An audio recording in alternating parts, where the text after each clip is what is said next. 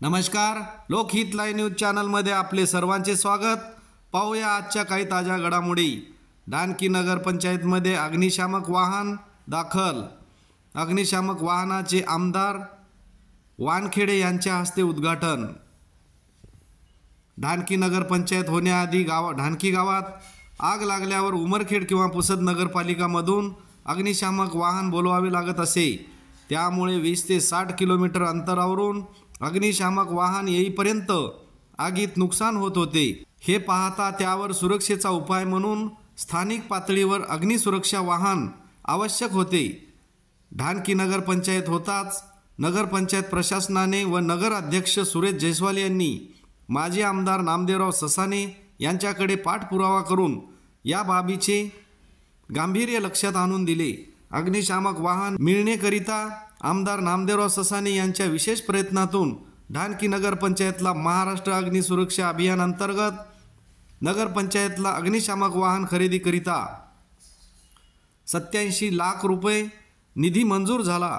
या प्राप्त अनुदानातून नगर पंचायतमध्ये सदर वाहन दाखल झालेले आहे, ज्यामुळे स्थानिक आग नुकसानीच्या संकटावर मात करणे नगरपंचायत प्रशासनाला आता शक्य होणार आहे। त्यामुळे नागरिकांमधून समाधान व्यक्त होत आहे।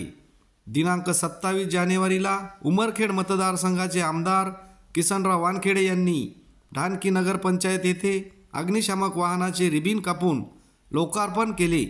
यावेळी नगराध्यक्ष सुरेश जयस्वाल, महेश पिंपरवार, रोहित भाऊ वर्मा, संतोष पुरी, नगर पंचायत मुख्य अधिकारी गणेश चौधरी, दत्त दिगंबर वानखेडे व आनंदराव चंद्रे आणि सर्व नगरपंचायत अधिकारी उपस्थित होते। या ठिकाणी अग्निशामक गाडीचं ह्या ठिकाणी सर लोकार्पण झालं असं ह्या ठिकाणी जाहीर करतो।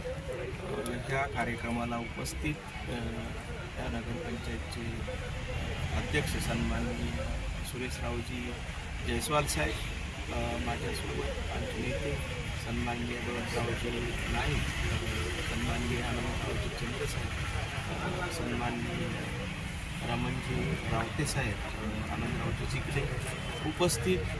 मला सर्व नाव घ्यायची वाटत पण त्यामध्ये गायकवाडजी उपस्थित सर्व बंधू मला वयानं मानानं सन्मान सर्व मंडळी ह्या ठिकाणी उपस्थित। खरं जर म्हटलं तर ह्या ठिकाणी येणाऱ्या काळामध्ये नगरपंचायत आपली असावी, आपल्या पक्षाची असावी अशा दृष्टिकोनातून जे बोलले ते सत्य आहे।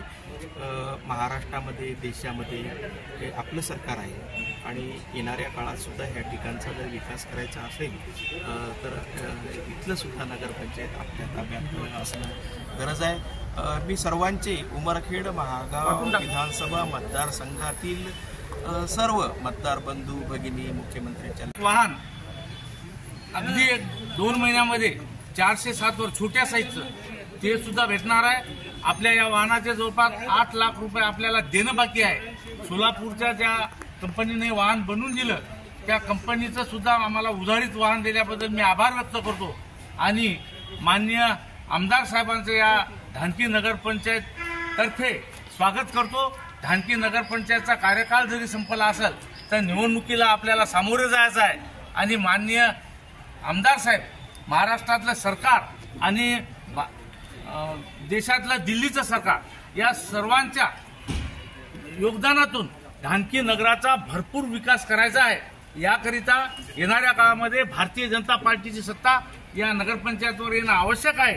याकरिता की आमदार आपले आहे, सरकार आपलं आहे, पालकमंत्री आहे, देशातलं सरकार आपलं आहे आणि जे काही देशातल्या आणि महाराष्ट्रातल्या योजना आहेत त्या सर्व योजना जर ढानकीपर्यंत आपल्या ढानकीतील नागरिकांपर्यंत पोहोचायच्या असतील तर त्याच्यासाठी या नगरपंचायतवर भारतीय जनता पार्टीचा झेंडा लागणं आवश्यक आहे। तरी माननीय आमदार साहेबांनी या निमित्तानं पहिल्यांदाच भेट दिली, याबद्दल त्यांचं पुनश्च या ढानकी नगरीतर्फे त्यांचं आगमन झाल्याबद्दल स्वागत करतो आणि या छोट्याशा कार्यक्रमाला बहुतांश ढानकीचे 3ही पत्रकार संघ आणि बहुतांश पत्रकार लोक इथं हजर आहेत त्याबद्दल त्यांचे आभार व्यक्त करतो. माननीय आमदार साहेबांचे आभार व्यक्त करतो. बाहेरून आलेले पाहुणे मंडळी विशेष करून बळवंतराव नाईक साहेब या ढानकी नगरीमध्ये बोलावलं तेव्हा येतात, याबद्दल त्यांचेही आभार व्यक्त करतो.